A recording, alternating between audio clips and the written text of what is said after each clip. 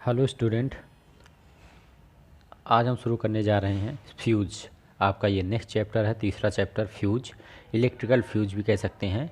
तो electrical fuse पढ़ने से पहले हमें ये पता होना चाहिए कि हम इलेक्ट्रिकल फ्यूज यूज क्यों कर रहे हैं और कहाँ यूज कर रहे हैं। उससे पहले हम देखेंगे कुछ बेसिक टॉपिक्स जैसे switch gear function off switch gear देखेंगे। उसके बाद हम देखेंगे protective gear and purpose of protective gear, कि हम इनका यूज क्यों कर रहे हैं, स्विच गियर का यूज क्यों कर रहे हैं। अभी तक हमने देखा इलेक्ट्रिकल फॉल्ट की फॉल्ट कहाँ से हो रहे हैं, कौन कौन से फॉल्ट हो रहे हैं, उनके क्या इफ़ेक्ट पड़ रहे हैं और उसको हम दूर कैसे कर सकते हैं या उसका मेंटेनेंस किस तरह से कर सकते हैं, हमने ये देखा। अब हम देखेंगे स्विच गियर मैंने पहले लेक्चर में बताया था, लेकिन उसके नोट्स प्रॉपर हिंदी वाले नहीं थे, तो ये हिंदी में भी जो है।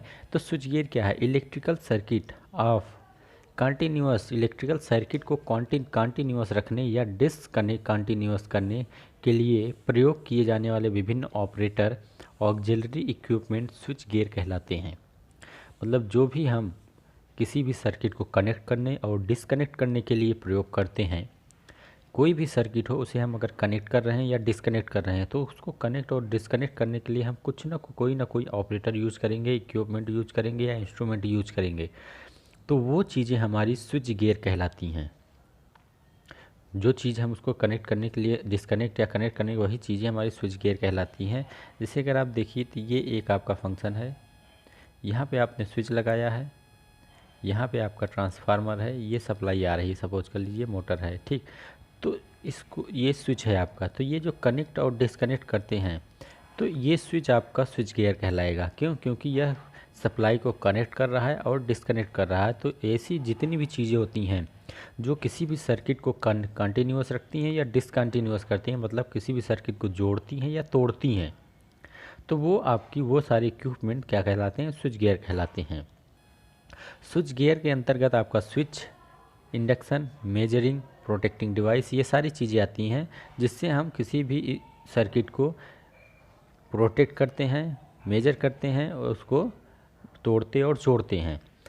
तो हम फंक्शन ऑफ स्विच गियर देखेंगे कि इसके फंक्शन क्या होते हैं स्विच गियर के, मतलब स्विच गियर के क्या क्या फंक्शन हो सकते हैं। So generating point, transmission line and different instrument, generating point, transmission line तथा डिफरेंट इंस्ट्रूमेंट को इच्छानुसार इलेक्ट्रिकल सर्किट से कनेक्ट तथा डिस्कनेक्ट की सुविधा प्रदान करता है। सबसे पहला फंक्शन तो आपका यही हो जाएगा कि यह जनरेटिंग स्टेशन में या ट्रांसमिशन लाइन में या सब स्टेशन लाइन में कहीं भी अलग अलग इंस्ट्रूमेंट को अब उसकी इच्छा अनुसार, इलेक्ट्रिकल सर्किट के इच्छा अनुसार उसे कनेक्ट और डिस्कनेक्ट करने की सुविधा प्रदान करता है। मतलब उसे हम कभी भी कनेक्ट कर सकते हैं, कभी भी डिस्कनेक्ट कर सकते हैं, या उसको हम कंटिन्यूअस रन करवा सकते हैं। तो ये सारी चीज़ें जो होती हैं ये इसके फंक्शन होते हैं। यह प्रोटेक्टिव गियर को ऑपरेट करता है। प्रोटेक्टिव गियर क्या होता है यह हम आगे देखेंगे, और यह उसको ऑपरेट करता है। प्रोटेक्टिव गियर, या ये भी कह सकते हैं जो उसको प्रोटेक्ट कर रहा है, जो भी हमने इलेक्ट्रिकल सर्किट को प्रोटेक्ट करने की डिवाइसेस लगाई हैं, जो उसको प्रोटेक्ट कर रहा है यह उसको भी ऑपरेट करता है। क्यों? क्योंकि अगर उसको कोई ऑपरेट करने वाला चाहिए, हमने प्रोटेक्टिव डिवाइस ऑटोमेटिक सिस्टम एक लगा दिया, सपोज कर लो आपने रिले लगा दिया। रिले क्या है? एक प्रोटेक्टिव गियर है या प्रोटेक्टिव डिवाइस है। तो उसे भी ऑपरेट करने के लिए कुछ तो चाहिए।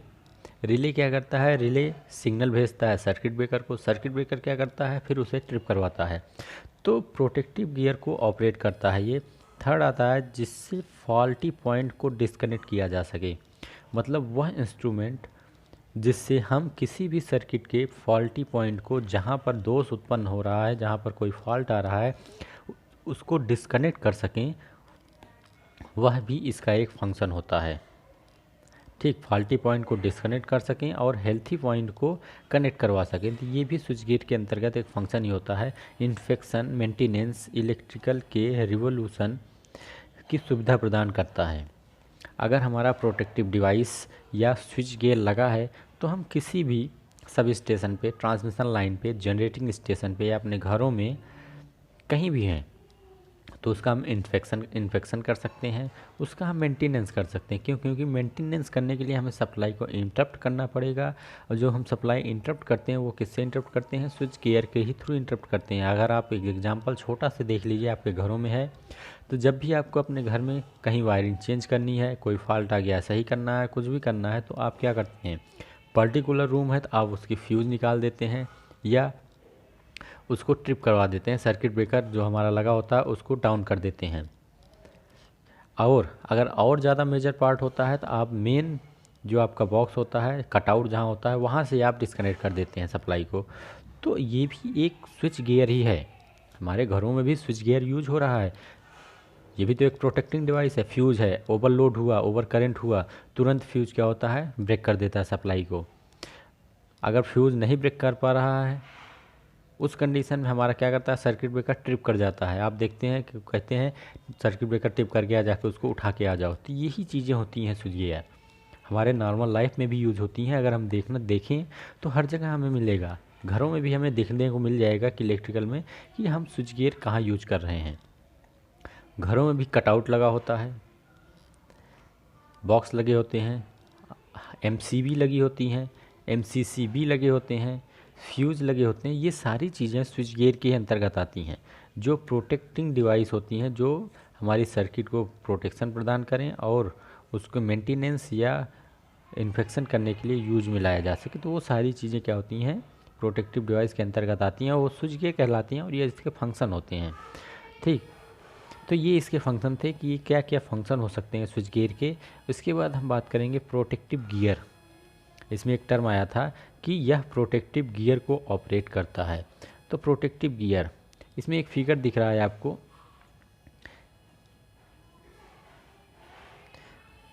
ये आपका मेन लाइन है। ठीक, आगे उसके चलेंगे तो आपका फ्यूज़ लगा है, फ्यूज़ के बाद लोड है, अगेन फिर लोड है, फिर कई लोड हैं। ठीक, तो इसमें क्या देखिए, आपका फ्यूज़ कहाँ कहाँ लगा है, ये दिख रहा है, ये फ्यूज़ का सिंबल है, ये फ्यूज़ का सिंबल है, ये भी फ्यूज़ का सिंबल है। इतना याद रखिए, ये फ्यूज़ का सिंबल है। तो हमारी यहाँ से सप्लाई आई, जितने भी लोड दिख रहे हैं आपको, हर लोड के पहले एक फ्यूज़ लगा हुआ है। ठीक, तो ये चीज़ क्यों लगा है, ताकि उस लोड की वजह से कहीं भी कोई गड़बड़ी आए तो फ्यूज़ हमारा क्या करे, लाइन को इंटरप्ट कर दे, डिस्कनेक्ट कर दे, जिससे कि और कोई फॉल्ट ना हो। अगर आपके घर में कोई एक फॉल्ट आई है और सप्लाई आपकी डिस्कनेक्ट नहीं हुई, तो उसकी वजह से और भी इंस्ट्रूमेंट ख़राब हो जाएंगे। जहाँ आपका 10 रुपये का खर्च फॉल्ट का आएगा, वहाँ 100 भी हो सकता है। तो इसीलिए प्रोटेक्टिव गियर का यूज किया जाता है कि हमारा जो मेजर माइनर फॉल्ट हैं वो तुरंत एब्जॉर्ब सही किया जा सके। तो इलेक्ट्रिकल सिस्टम में दोष फॉल्ट के प्रभाव से अन्य हेल्थी इंस्ट्रूमेंट को प्रोटेक्शन के लिए जो भी इंस्ट्रूमेंट या ऑक्सिलरी इंस्ट्रूमेंट प्रयोग किए जाते हैं, उन सभी को कंबाइंड रूप से प्रोटेक्टिव गियर या प्रोटेक्टिव सिस्टम कहा जाता है। बात ध्यान से सुनिएगा, इलेक्ट्रिकल सिस्टम में फॉल्ट के प्रभाव से हमारा कोई भी सर्किट है, हमारा सपोज कर लीजिए हमारे घर में ही है, घर में अगर कोई फॉल्ट आ रहा है, आपके घर में 2 कमरे का बेडरूम है, किसी एक कमरे में फॉल्ट आ रहा है, तो उसका प्रभाव किसी अन्य हेल्दी इंस्ट्रूमेंट पर ना पड़े। सपोज आप प्रेस कर रहे हैं, आपके प्रेस में कोई फॉल्ट आया, तो उस प्रेस में के फॉल्ट की वजह से आपके फ्रिज पे, टीवी पे, वॉशिंग मशीन पे, इन सब चीज़ों पे कोई असर ना हो, इन पे कोई प्रभाव ना पड़े। इसके लिए, इसकी प्रोटेक्शन के लिए हम जो इंस्ट्रूमेंट या ऑक्सिलरी इंस्ट्रूमेंट प्रयोग करते हैं, उन सभी का कंबाइंड रूप आपका प्रोटेक्टिव गियर कहलाता है। ठीक, समझ में आ गया? एक बार मैं फिर से समझा देता हूँ कि हमारे घरों में इलेक्ट्रिकल सिस्टम में कोई भी दोष, किसी भी एक फॉल्ट की वजह से अन्य सिस्टम में कोई फॉल्ट ना आए, उसके लिए जो प्रोटेक्शन हम प्रोवाइड करवाते हैं, और उस प्रोटेक्शन को प्रोवाइड करवाने के लिए जो इंस्ट्रूमेंट प्रयोग करते हैं, उन्हें कंबाइंड रूप से प्रोटेक्शन गियर या प्रोटेक्टिव सिस्टम कहा जाता है। ठीक, तो प्रोटेक्टिव गियर क्या होता है ये आपको समझ में आ गया। जैसे ये हमारा फिगर है, सिंपल सा है, यहाँ हमारी 3 फेज सप्लाई जा रही है, 2 फेज सप्लाई जा रही है, यहाँ से आगे बढ़े तो ये फ्यूज है, फिर लोड है, फिर फ्यूज है, लोड है, फ्यूज है। सपोज करो आपके इस सेक्शन में कोई फॉल्ट आ गया, ठीक, एज एग्जांपल आप समझिए, आपके इस सेक्शन में कोई फॉल्ट आ गया, ठीक है। अगर आप ये फ्यूज यूज नहीं किए होते, ये फ्यूज़ सपोज करिए आपका नहीं है, उस कंडीशन में इस फॉल्ट की वजह से आपके इस सिस्टम में भी फॉल्ट आ जाएगा। सिंपल सी बात, अगर एक फॉल्ट आया है उसको हटाया नहीं गया तो उसकी वजह से और फॉल्ट बढ़ते हैं।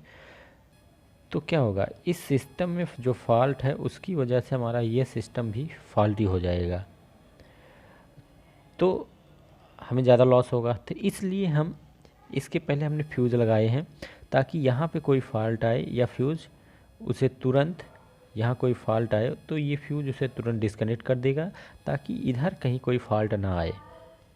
और यहाँ फॉल्ट आते ही, ये डिस्कनेक्ट करते ही यहाँ की भी सप्लाई बंद हो जाएगी, तो हमारा ये भी सेफ़ है और ये सिस्टम भी सेफ़ है, केवल यही फॉल्ट में गया। लेकिन अगर यही चीज़ ना लगी होती तो ये भी फॉल्टी सिस्टम में आ जाता, ये भी फॉल्टी सिस्टम में, ये भी फॉल्टी सिस्टम में, तो हमारा पूरा सिस्टम भ्रष्ट हो जाता। तो इसलिए हम प्रोटेक्टिव गियर का यूज करते हैं।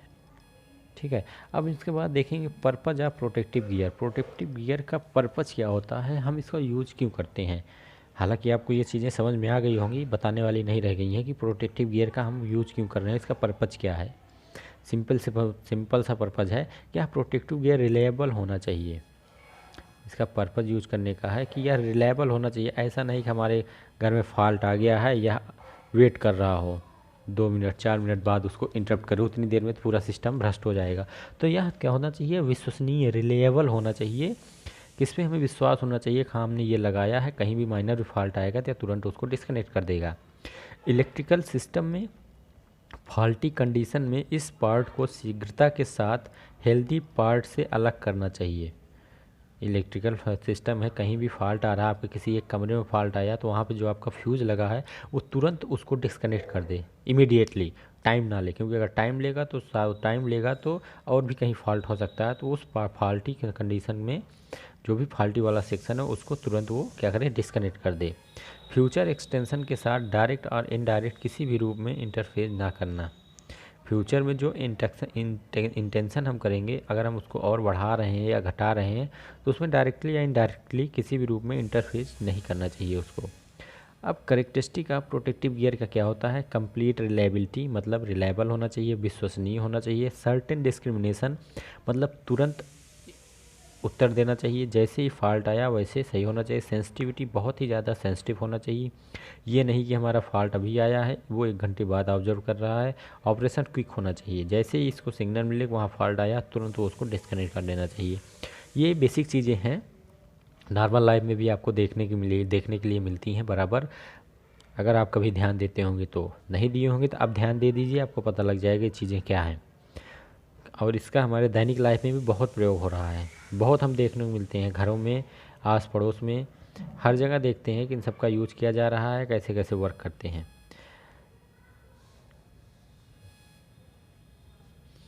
आपको पता है स्पीड, लाइट की स्पीड क्या होती है, 3 × 10⁸ मीटर पर सेकेंड। तो और अगर हम करंट की स्पीड की बात करें, लाइट की स्पीड हमें पता है 3 × 10⁸ मीटर पर सेकेंड होती है। करंट की स्पीड की बात करेंगे तो ओवरहेड लोड, जो ओवरहेड लाइन है जो हमारे तारों के ऊपर से जाती है, उसकी स्पीड 2 से 2.5 × 10⁸ मीटर पर सेकेंड होती है। और वहीं जब अंडरग्राउंड की बात करेंगे तो उसकी स्पीड 1 to 1.5 × 10⁸ मीटर पर सेकेंड होती है। प्रोटेक्टिव डिवाइस सिंपल सा है, fuse, relay, writing protector, line shielding equipment, circuit breaker, मतलब जो भी प्रोटेक्ट कर रहा है हमारे सिस्टम को वो सारी चीज़ें प्रोटेक्टिव डिवाइस कहलाती हैं। जो भी चीज़ प्रोटेक्ट कर रहा हो वो प्रोटेक्टिव डिवाइस के अंतर्गत आएंगे। अब इसके बाद हम पढ़ेंगे फ्यूज, जो आपका मेन टॉपिक है कि फ्यूज क्या होता है।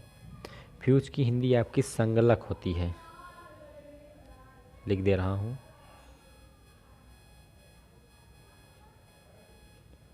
संगलक। ठीक है, तो फ्यूज क्या होता है। फ्यूज विद्युत परिपथ में फ्यूजेबल मेटल अथवा फ्यूजेबल एलॉय के तार का पूर्ण निर्धारण, वह छोटा टुकड़ा जो विद्युत परिपथ में निर्धारित धारा के से अधिक मान होने पर गलकर या मेल्ट होकर परिपथ को डिस्कनेक्ट कर देता है, फ्यूज कहलाता है। फ्यूज क्या होता है, फ्यूज हमारा एक ऐसा गलनीय या फ्यूजेबल मेटल या फ्यूजेबल एलॉय होता है। आप कभी भी अपने घरों में फ्यूज निकाल के देख लीजिए, एग्जाम्पल आप घर पे कर लीजिएगा कि आपके कमरों में फ्यूज लगा होगा, उसको निकाल के आप देखिए, उसमें बहुत ही पतला मेटल का वायर या एलॉय लगा होता है, बहुत ही पतला वायर लगा होता है। तो वो क्या करता है, जैसे ही हमारे इलेक्ट्रिकल सर्किट में जो निर्धारित धारा है, जैसे घरों में होता है कहीं 5 एम्पियर का है, कहीं 8 एम्पियर है, कहीं 12 एम्पियर है, 14 एम्पियर है, जैसे उस निर्धारित धारा से अधिक मान आएगा, 5 एम्पियर है, 5.5 एम्पियर जैसे ही आया, तो उसका जो मेटल का फ्यूजेबल मेटल है, जो धातु है, वो तुरंत मेल्ट हो जाएगा और सप्लाई को डिस्कनेक्ट कर देगा। यही होता भी है। आप घरों में देख लीजिए, जैसे ही हमारे घरों में सप्लाई थोड़ी भी बढ़ती है, तुरंत हमारा फ्यूज क्या होता है, ब्रेक कर जाता है, तुरंत हमारा फ्यूज डिस्कनेक्ट हो जाता है। और उसके बाद जब फ्यूज निकाल के देखते हैं तो उसके वायर डिस्कनेक्ट हो जाते हैं, उसको हम एक छोटा सा पतला वायर कोई लेके जोड़ देते हैं, धातु का या एलॉय का। बहुत बार ये भी होता है, हमें नहीं ये चीज़ पता रहती है, तो हम इलेक्ट्रीशियन बुलाते हैं, वो आता है फ्यूज के वायर जोड़ के चला जाता है 100-200 लेके। तो इसको आप भी कर सकते हैं अपने घरों में, कि अगर कोई शॉर्ट सर्किट हुआ है और फ्यूज़ आप निकाल के चेक कर लीजिए, अगर फ्यूज़ गला है तो कोई भी पतला वायर उसमें जोड़ के लगा दीजिए, चल जाएगा। बाकी उससे ज़्यादा करने की कोशिश मत करिएगा अगर पता ना रहे तो ठीक। तो ये फ्यूज कहलाता है,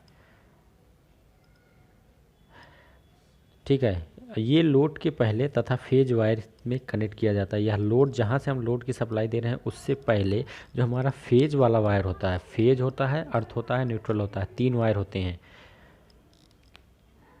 तो फेज, वैसे तो आपका फेज और न्यूट्रल होता है, फेज अर्थ 2 लाइनें आती हैं, फेज करेंगे तब 2 फेज होगा, नहीं तो फेज अर्थ रहता है, एक फेज रहता है, एक अर्थ रहता है। तो यह फेज वाली लाइन के साथ कनेक्ट रहता है और लोड के पहले कनेक्ट किया जाता है। तो ये होता है आपका फ्यूज, ठीक है।